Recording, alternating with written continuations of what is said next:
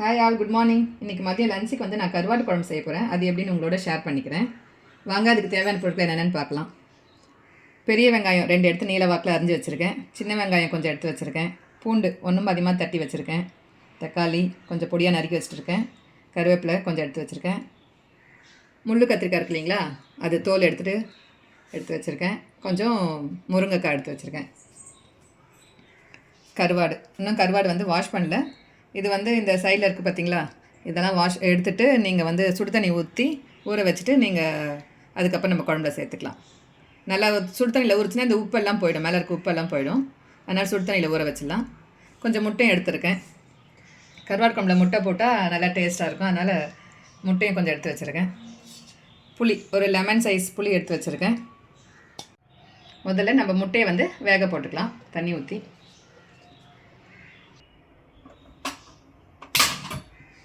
அடுப்பு பற்ற வச்சு முட்டையை வேக போட்டலாம். முட்டை வந்து முழுகிற அளவுக்கு தண்ணி ஊற்றிடுங்க. இது கூட கொஞ்சம் கல் உப்பும் சேர்த்துருங்க. சும்மா கொஞ்சம் கல் உப்பு போட்டு வேக வச்சுக்கலாம். முட்டை வேகட்டும், நம்ம அதுக்குள்ள குழம்பு தாளிச்சிடலாம். குழம்பு தாளிக்கு முன்னாடி நம்ம இந்த லெமன் சைஸ் அளவுக்கு புளி எடுத்து வச்சோம் இல்லைங்களா, அதை நம்ம ஊற வச்சுக்கலாம். புளி ஊற வச்சாச்சு. இப்போ நம்ம கருவாடு வந்து க்ளீன் பண்ணிடலாம். இந்த கருவாடில் சைடில் இருக்குது பார்த்தீங்களா, இதெல்லாம் நீங்கள் இப்படி கையிலே எடுத்தாவே வந்துடும். இந்த மாதிரி எடுத்ததுக்கப்புறம் நம்ம சுடு தண்ணி எடுத்து வச்சுருக்கோம் பாத்திரத்தில், கிண்ணத்தில். அதில் நம்ம இதை போட்டுடலாம். ஏன்னா சுடு தண்ணியில் போட்டோங்கன்னா உப்பெல்லாம் நல்லா கரைஞ்சிரும். இதே போல் எல்லா கருவாட்டிலேருந்தும் நீங்கள் இந்த மாதிரி எடுத்துகிட்டு இந்த சுடு தண்ணியில் போட்டு விட்ருங்க. அது கொஞ்சம் நேரம் ஊறினாவே போதும். நல்லா உப்பெல்லாம் வெளில வந்துடுச்சுன்னா குழம்புல வந்து உப்பு கம்மியாக இருக்கும்.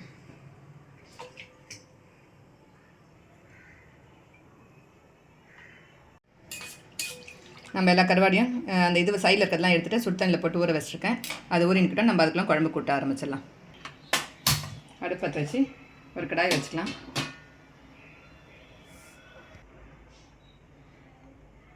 எண்ணெய் கொஞ்சமாக ஊற்றிக்குங்க. வெங்காயம் வதங்க அளவுக்கு தேவைப்படுற அளவுக்கு எண்ணெய் ஊற்றிக்குங்க. எண்ணெய் காஞ்சிச்சு. இப்போ நம்ம கடுகு, வெந்தயம்,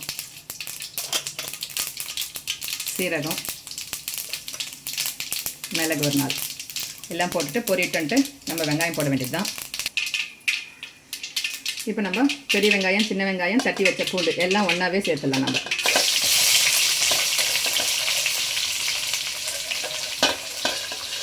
கருவேப்பிலை,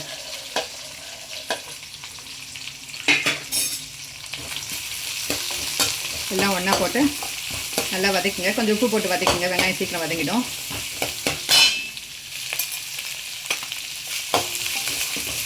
வெங்காயம் வந்து நல்லா வதங்கி வரணும். அப்போ தான் வந்து கருவாட்டு குழம்பு வந்து டேஸ்ட்டாக இருக்கும்.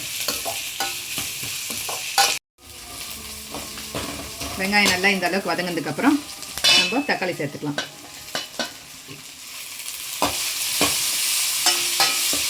தக்காளியும் நல்லா வதங்கி வரணும்.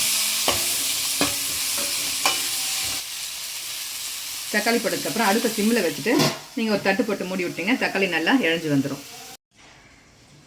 நம்ம தட்டு ஓப்பன் பண்ணி பார்ப்போம். இப்போது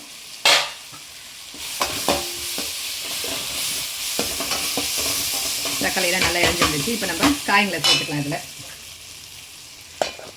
முருங்கைக்காய், கத்திரிக்காய் நான் உங்களுக்கு சொல்ல மறந்துட்டேன். உருளைக்கிழங்கு கூட இந்த குழம்புல கருவாட்டு குழம்புல போட்டுக்கினா டேஸ்ட்டாக இருக்கும். அதனால் நான் உருளைக்கிழங்கு எடுத்துருக்கேன். நான் அப்போ முதல்ல காட்ட மறந்துட்டேன். உருளைக்கிழங்கை இந்த மாதிரி கட் பண்ணி வச்சுக்கோங்க.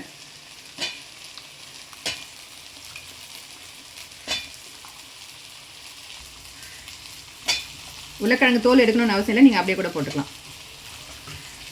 இது கூடயே நம்ம கத்திரிக்காயும் போட்டுக்கலாம்.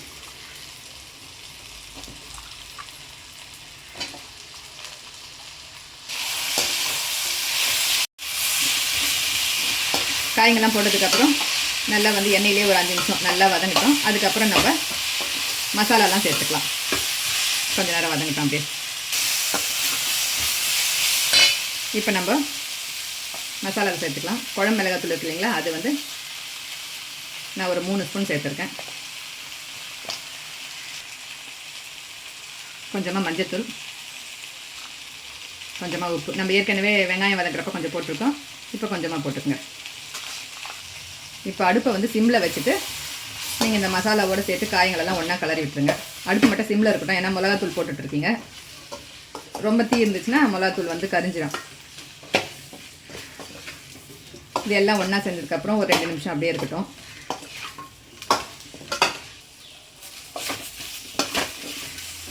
இப்போ நம்ம தேவையான அளவுக்கு தண்ணி ஊற்றிக்கலாம்.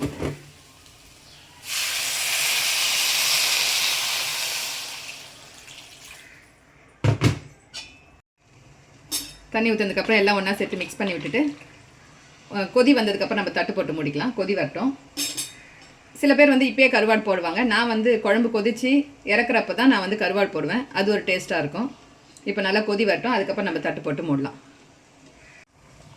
இப்போ வந்து தண்ணிலாம் நம்ம ஊற்றின தண்ணிலாம் கொதிச்சு வருது. இப்போ நம்ம வந்து தட்டு போட்டு மூடி விட்டுடலாம். காய்ங்க வெந்துடும். அதனால் தட்டு போட்டு மூடி விட்டுடலாம்.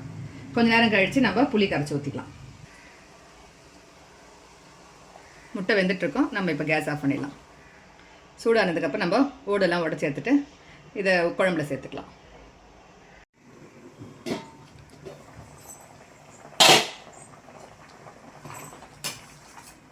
காய்ங்கெல்லாம் ஒரு முக்கால்வாசி வெந்துடுச்சு. இப்போ நம்ம வந்து புளியை ஊற்றலாம். இப்போ எப்பவுமே காய்ங்க வந்து நல்லா ஒரு முக்கால்வாசி வெந்ததுக்கப்புறம் தான் நம்ம புளியை ஊற்றணும்.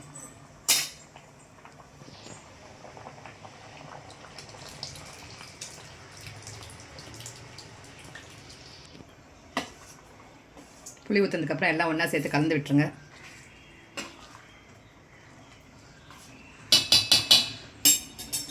திரும்ப தட்டு போட்டு மூடி விட்டுருங்க. நல்லா கொதித்து வரட்டும்.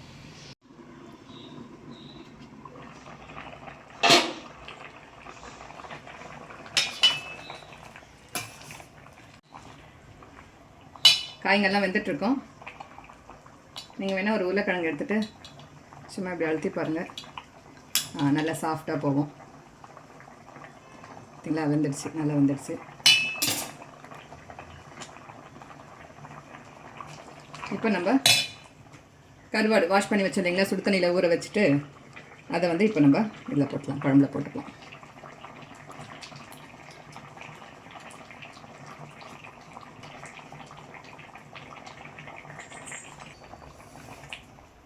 கருவாடு போட்டு எல்லாத்தையும் ஒன்றா சேர்ந்து கலந்து விட்டுருங்க. நான் எப்பவுமே இப்படி தான் இறக்குறப்ப, குழம்பு இறக்குறப்ப தான் நான் கருவாடு போடுவேன். கருவாடு போட்டு ஒரு 5 நிமிஷம் நல்லா கொதிக்கிட்டோன்ட்டு விட்டுருவேன். இப்போ கொதிக்கிட்டோம். அதுக்கப்புறம் நம்ம வந்து வேக வச்சு இல்லைங்களா முட்டை, அதையும் போட்டுடலாம்.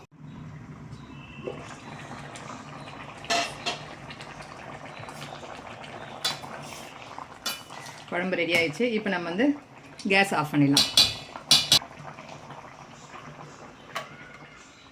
இப்போ நம்ம வந்து இதுலேயே வேக வச்சுருந்தீங்களா முட்டை, அதை சேர்த்துடலாம்.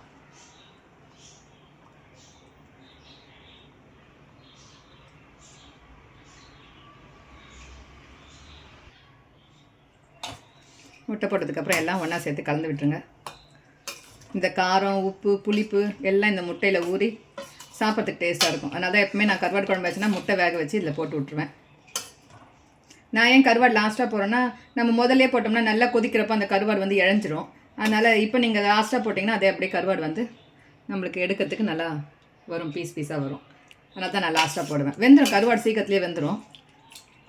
நீங்கள் லாஸ்ட்டாக போட்டாலும் நல்லா தான் இருக்கும். எல்லாம் ஒன்றா சேர்த்து கலந்ததுக்கப்புறம் நீங்கள் தட்டு போட்டு மூடி விட்டுருங்க. அவள் தான் குழம்பு ரெடி. இந்த குழம்பு வந்து எப்பவுமே நீங்கள் மதியம் சாப்பிட போகிறீங்கன்னா காலையில் ஒரு 10 மணிக்கெலாம் வச்சுருங்க. குழம்பு நல்லா ஊறினா தான், காயில் வந்து புளிப்பு காரம்லாம் ஊறினா தான் வந்து நம்ம சாப்பிட்றதுக்கு டேஸ்ட்டாக இருக்கும். இன்றைக்கி மதியம் எங்கள் வீட்டில் லன்ச் வந்து சாதம்,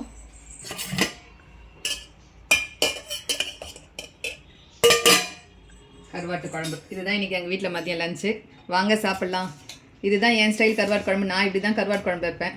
எல்லோரும் எப்படி இருக்குன்னு செஞ்சு பார்த்துட்டு கமெண்ட் பண்ணுங்கள். இந்த வீடியோ உங்களுக்கு பிடிச்சிருந்தால் லைக் பண்ணுங்கள், கமெண்ட் பண்ணுங்கள். மறக்காமல் சப்ஸ்கிரைப் பண்ணி எனக்கு சப்போர்ட் பண்ணுங்கள். தேங்க்யூ.